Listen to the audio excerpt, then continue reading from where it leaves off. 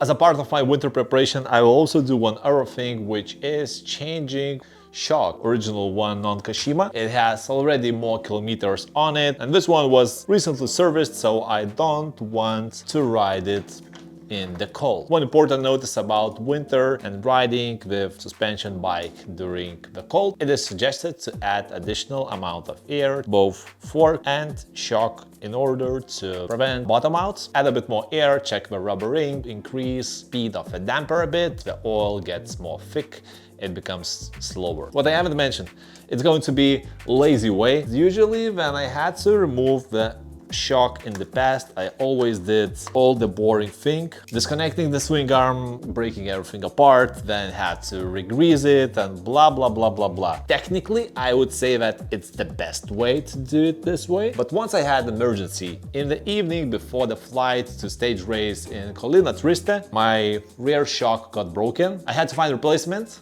and also replace it in a few hours time frame in order to be able to travel and fly to that race. So it was a stressful situation, and I tried to squeeze every single part of available time, and that's how I realized that while it's a bit annoying to do it without disconnecting the swing arm, it's still possible. And yeah, first thing which I always suggest is to release the tension on the cables. Middle barrel on the twin lock, you just turn it clockwise up to end. To release the cable, what I'm doing is always just turning that and then removing the bolt. In my opinion, it's the best way. Also, make sure not to lose this. I disconnect the cable, I don't have to play around with the end pin. It's just a fast way to do it. 2.5 to turn this, it's 2 millimeters to release the bolt which holds the cable. Next is to release the bottom bolts. A few things to be aware of that is that you're not necessarily going to access this bolt on the drive side, because depending on the chainring size, it might be blocked. So that way you will need to remove the cranks. Not saying that it's a good way of doing it, I'm just showing that there is possibility of doing that. Keep it on your own risk. One thing which I always do is to make sure to remember the side from which bolts came. This one is non-drive side. So now when removing the other bolt, just make sure to hold. I have a bit of hard time removing the bolt. If I turn it somewhere where it's the smallest, I should be fine. Yep.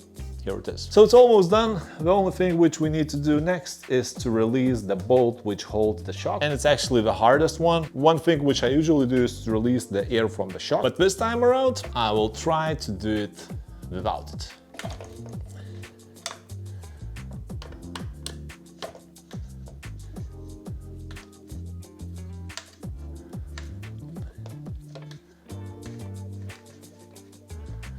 It's a bit tricky because there is tension out there, and you have to make sure to not release the swing arm when you are removing the bolt.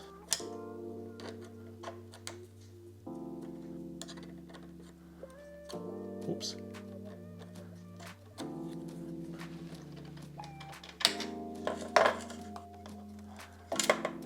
And here we have it. Because this video was just about the removal, I'm not going to show you how I'm installing it. Extremely hard time. Or should I? It's important to use Threadlock on the bolt, but the problem here is that if you put the Threadlock before inserting the bolt, what you will get, the Threadlock will come on the bolt itself, just like it happened in the past already.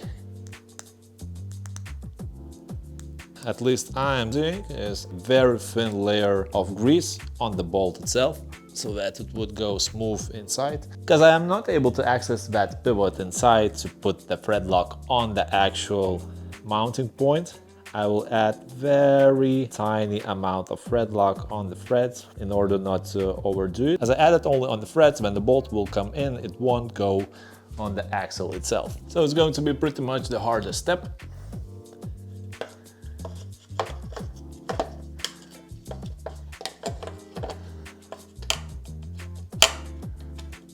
But it's definitely doable.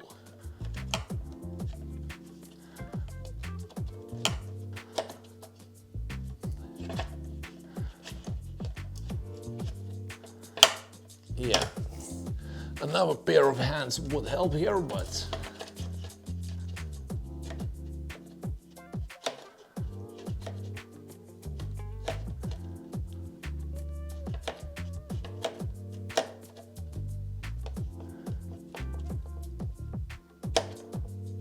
as you might see, it might be sometimes even easier and not lazy way, but I just wanted to show you that I'm also sometimes lazy.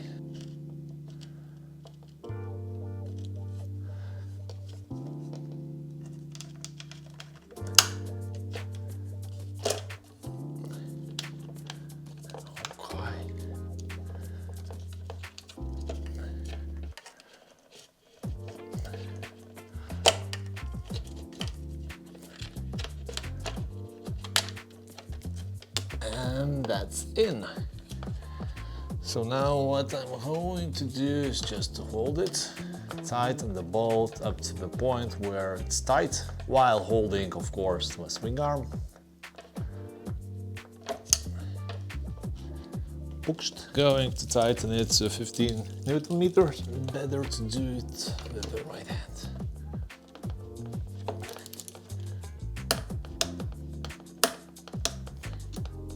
So as you can see, the only thing needed is to just hold everything tight.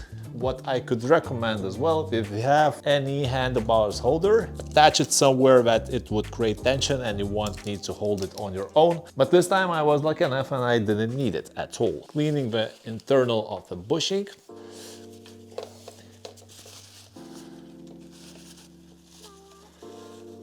Cleaning the bolts a bit as well. Applying tiny amount of Threadlock, only on the threads, of course. Actually could have done it later, but on this part, adding slight amount of grease as well. Maybe doing that 2 at a time is not the best idea, but if it works, it works. Now, I can't stress enough about this part is that when you are inserting the bolt, you might need to wiggle around a bit, and that involves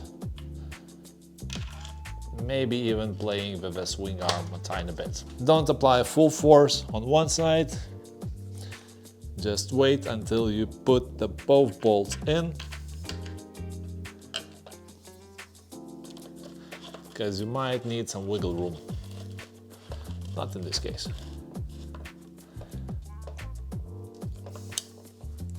This bolt requires 10 Newton meters. Also, might be a bit more problematic to access this bolt with the torque wrench.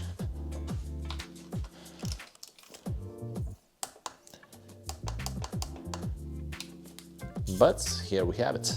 I can just check the other 10 Newton meter bolts. And also 15 Newton meters to the main pivot. I guess it's obvious, but always release the tension from that torque wrench.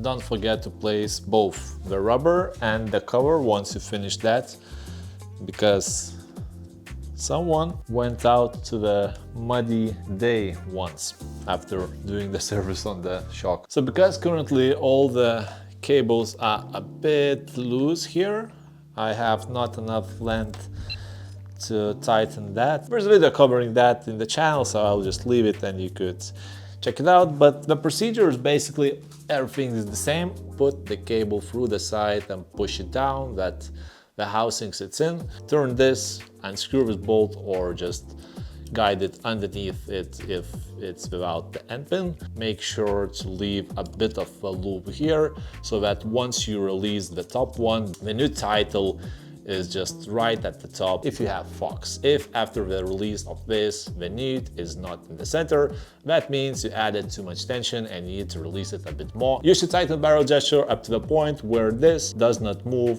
when you are tightening the barrel gesture. So basically on open it should be like this, on middle it will be like this, and then on fully locked it will be like that. It will be hard to show you, but underneath there is like a place where this blocks. underneath this blue barrel there is a triangular shape there, and it just hits the frame on the shock. You see that?